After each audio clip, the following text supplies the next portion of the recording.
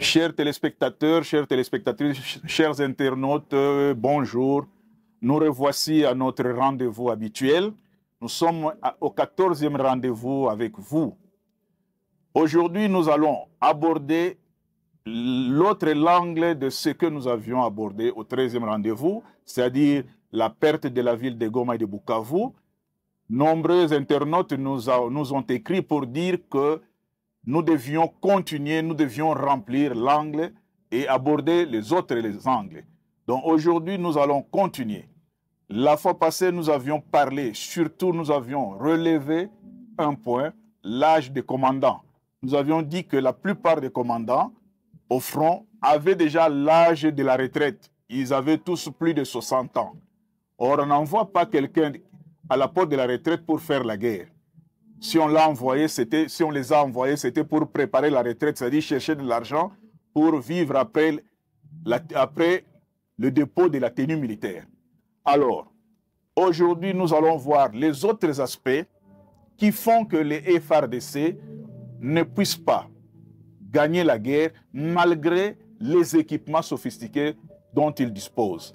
Alors, le premier principe, c'est qu'on ne va jamais dans l'armée pour essayer. L'armée est un service où on n'essaye pas. On va dans l'armée pour faire du travail, pour se battre. Et la guerre est une science qui a pour objet... La guerre est une science dont l'objectif est de détruire l'ennemi qui est en face. On ne fait pas la guerre pour le plaisir. La guerre n'est pas une soirée dansante. La guerre a pour objectif de détruire l'ennemi, la destruction de l'ennemi. L'ennemi, c'est celui qui nuit à la souveraineté de la RDC. L'ennemi, c'est celui qui nuit, qui tue les populations congolaises, qui envoie des gens à l'errance, qui détruit les infrastructures de la RDC. L'ennemi, c'est celui qui empêche les Congolais de vivre, de respirer et de jouir de leur pays. Donc, alors, pour détruire l'ennemi, le principe, il est simple. Il faut d'abord l'identifier. Qui est l'ennemi contre lequel nous nous battons? Qui est l'ennemi contre lequel les FARDC se battent ou se battent? Et à partir de la définition, de l'identification de l'ennemi, en face et en action, on met toutes les stratégies possibles pour mener à la victoire.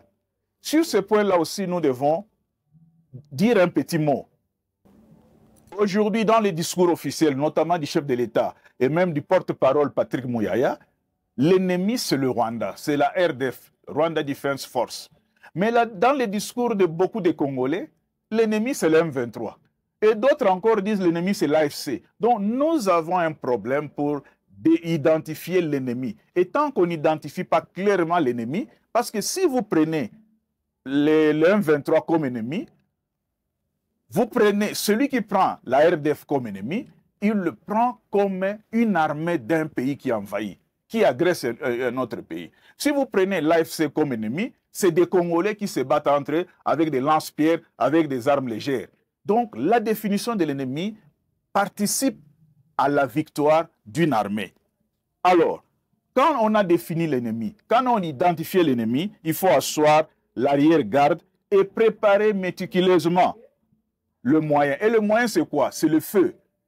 Le feu, c'est-à-dire appui direct et appui général. Le feu, c'est-à-dire les armes que vous devez présenter face à l'ennemi, les armes qui doivent être supérieures à celles de l'ennemi pour les battre, pour les neutraliser. Parce qu'aujourd'hui, on ne parle plus de la destruction de l'ennemi, on parle de la neutralisation de l'ennemi. Donc, sur ce point-là, les FARDC ont encore un chemin à faire, identifier l'ennemi, le définir dans ses capacités de nuisance, dans ses stratégies, dans ses tactiques, dans tout ce qu'il faut pour qu'on puisse avoir une idée claire de l'ennemi et s'engager en profondeur et s'engager avec des moyens qu'il faut pour le neutraliser. Mais nous avons un problème.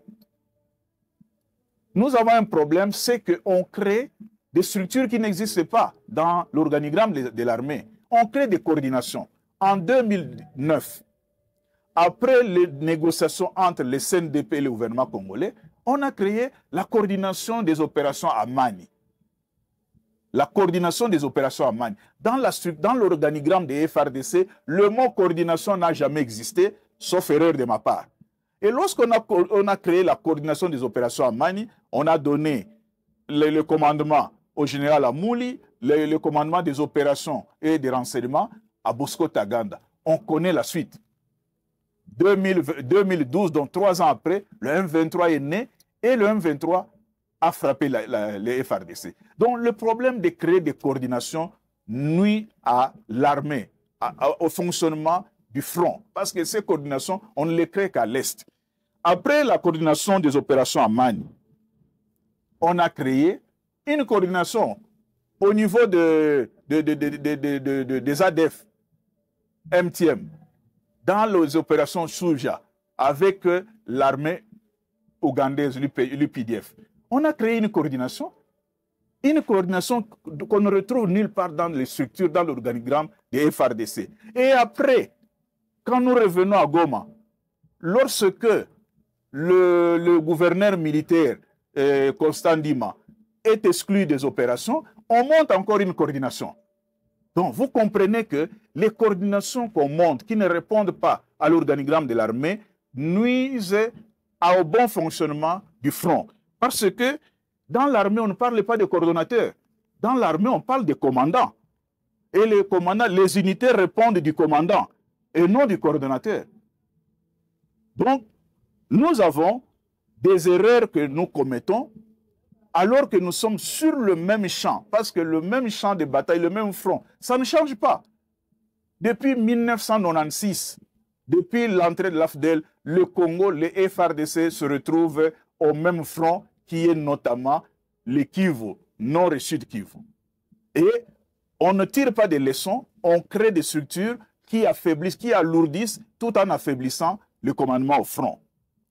Et nous pouvons dire, sans crainte d'être trompés, que les FRDC ne prennent pas la mesure de la menace sur la RDC. Parce que nous avons le même ennemi, ça fait 30 ans. Et pendant 30 ans, nous n'avons pas pris des stratégies, nous n'avons pas monté des stratégies pour arriver à les combattre, pour arriver à les neutraliser. Alors, qu'est-ce qu'on remarque? Parce que nous ne prenons pas la mesure de l'ennemi, la mesure des menaces. Lorsqu'on crée l'état de siège, parce que nous avançons, lorsqu'on crée l'état de siège, qu'est-ce qu'on remarque? L'état de siège est créé, la première des choses, l'argent versé, l'argent mis pour le fonctionnement de l'état de siège est détourné à Kinshasa. À la première occasion, au mois d'avril 2022, l'argent est détourné à Kinshasa. Donc, alors, on va noter simplement que, au départ, au niveau, il y a un dysfonctionnement au front, au niveau stratégique, au niveau tactique et au niveau opératif. Donc, aussitôt qu'on a mis l'état de siège, on constate aussi les dysfonctionnements à ces 3 niveaux opérationnels, donc au niveau stratégique, tactique et opératif. Je vais seulement donner un seul niveau pour que les téléspectateurs et les internautes comprennent. Quand nous prenons au niveau tactique, nous remarquons une chose, que Kinshasa a cessé de planifier la guerre. Kinshasa ne planifie plus la guerre. Alors, on va me poser la question, Kinshasa ne planifie plus la guerre, Kinshasa fait quoi? Kinshasa est devenu un distributeur d'argent. C'est-à-dire, à partir de Kinshasa, on dit, le front a besoin d'autant. Kinshasa sort l'argent et on commence à distribuer, une partie va ici, une partie va là-bas, et la dernière partie, les miettes, arrivent au front. Donc, l'argent est grignoté à Kinshasa, mais le même Kinshasa continue à dire il faut que la guerre prenne fin, il faut que la guerre finisse. Mais la guerre va finir comment? Lorsque le fonds demandé n'arrive qu'à compte-gouttes. Mais il y a un autre aspect. Les fonds sont demandés de façon forfaitaire. Les commandants qui sont au front, quand ils font le plan, ils font la demande de budget, ils ne donnent pas un montant fixe. Ils donnent les à peu près. Donc, plus ou moins, si vous m'envoyez plus ou moins, ça va marcher. Alors, dans les plus ou moins là, parce qu'il n'a pas donné les vrais chiffres, Kinshasa aussi, prenons l'exemple qu'on doit envoyer $20 000 au front, Il dit plus ou moins 20 000 $. Dans les plus ou moins 20 000 $, Kinshasa envoie 12 000 $. Il dit débrouillez-vous avec ça. Et comment on peut espérer avoir la victoire? Le commandant au front fait un état des lieux forfaitaire lorsqu'on les grignote à Kinshasa, et ici, ça arrive des miettes. Quelle est la conséquence? Les conséquences sont nombreuses. D'abord, l'absence de directives de planification générale, parce qu'on ne planifie pas cette guerre pendant 6 mois. Nous allons mettre combien quels moyens nous allons mettre pendant 6 mois? Et nous pouvons doubler dans les 6 mois qui viennent. L'argent sort à compte-gouttes. Donc, directive de planification générale n'existe pas. Aucune étude sur l'ennemi, je vous l'ai dit ici. Est-ce que nous nous battons contre l'armée rwandaise, contre le M23, contre l'AFC ou bien contre le 3? Alors, si nous disons que nous nous battons contre le 3, quelle est la participation de chacune des parties ennemies? Ceux qui ont été à Goma, ils savent que les FARDC se sont battus contre l'armée rwandaise. Donc, il faut avoir une même lecture de l'ennemi. Il faut, quand vous avez la même lecture sur l'ennemi, vous savez définir l'ennemi. Et le définir, c'est quoi? Vous envoyez même des agents doubles chez lui. Vous l'infiltrez. Ils viendront vous dire, l'ennemi utilise telle arme, l'ennemi utilise telle tactique, ainsi de suite.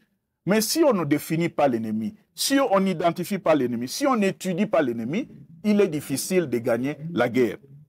Troisième effet, nous courons derrière les événements. Lorsque l'ennemi attaque Bunagana, c'est difficile, ça fait mal de le dire, nous n'avons pas de troupes à Bunagana, nous avons deux régiments. Et les 2 régiments mis ensemble ne font pas 1000, ne font même pas 700 hommes. Alors que l'ennemi vient avec 2 brigades, une brigade ougandaise, une brigade rwandaise, et plus le M23. Donc, nous sommes en train de suivre les événements, nous sommes derrière les événements, au lieu d'être devant les événements, au lieu d'anticiper. Et le comble, c'est quoi? On fait la politique au lieu de faire la guerre. On fait la politique au lieu de faire la guerre. La guerre, nous l'avons dit, est une science, c'est aussi l'art. Et comme science, laissez à ceux qui ont fait la science ou les sciences de la guerre de planifier la guerre. Ce n'est pas aux politiques de planifier la guerre. Et on finit vite. Pour tout cela, c'est pour justifier les fonds. On va dire, écoutez, nous avons versé l'argent, la guerre va prendre fin. Malheureusement, avec tout ce que je viens de noter, malheureusement, la guerre ne finit jamais. Ça fait 30 ans que nous avons le même front, le même ennemi, l'argent sort, les gens meurent, les destructions méchantes. La guerre ne finit pas parce qu'effectivement, tout ce que je viens de dire, d'évoquer, c'est ce qui se passe malheureusement et au niveau de Kinshasa et au niveau du front. Mais tout cela se passe pourquoi?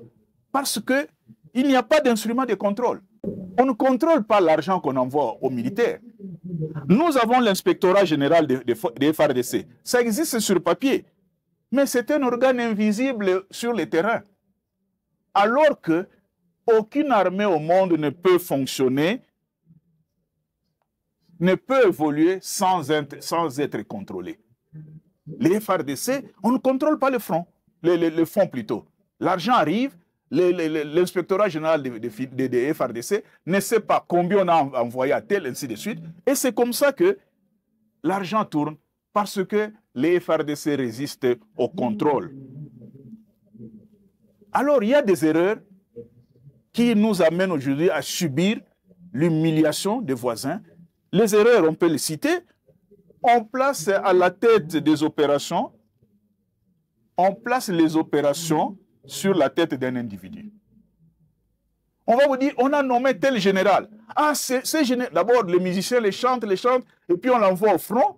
On dit, on a nommé tel général. Celui-là, il est très fort. L'armée, c'est une question d'équipe. On ne peut pas être fort seul. Et le général n'est pas fort. La force du général, ce sont les hommes de troupes. Donc, nous devons éviter de placer les opérations sur la tête d'un individu.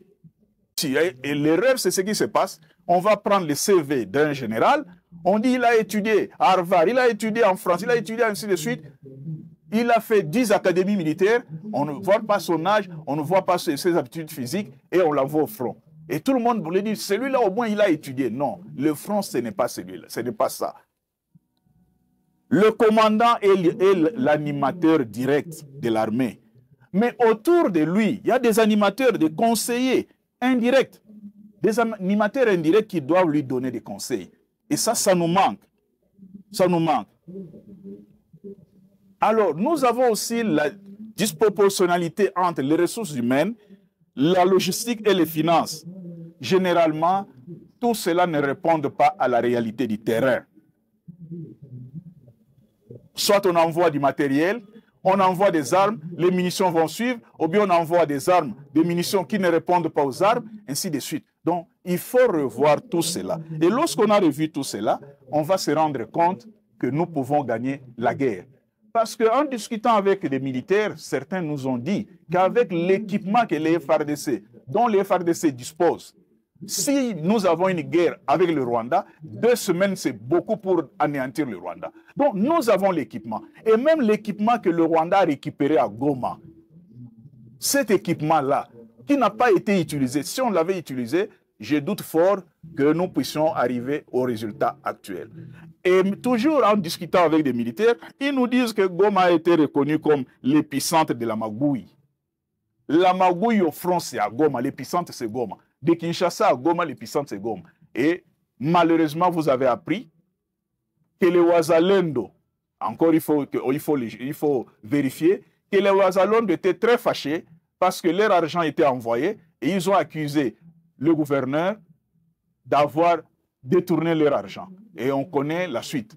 Donc le problème de détournement des soldes, de détournement des fonds, tant que l'inspectorat général des FARDC ne sera pas cet organe de contrôle, les FARDC ne pourront pas faire grand-chose, malgré tous les moyens mis à leur disposition, malgré les compétences.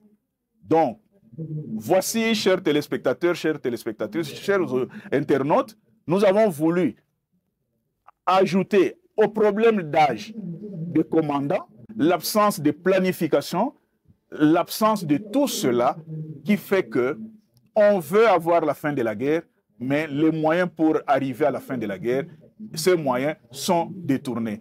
Pour ceux qui nous suivent, pour ceux qui nous ont likés, pour ceux qui peuvent partager avec les autres, ceci c'est pour aider notre pays. Parce que même s'il y a dialogue aujourd'hui avec le Rwanda, mais nous avons besoin de notre armée. Si le plan A échoue, le dialogue échoue, nous avons besoin du plan B.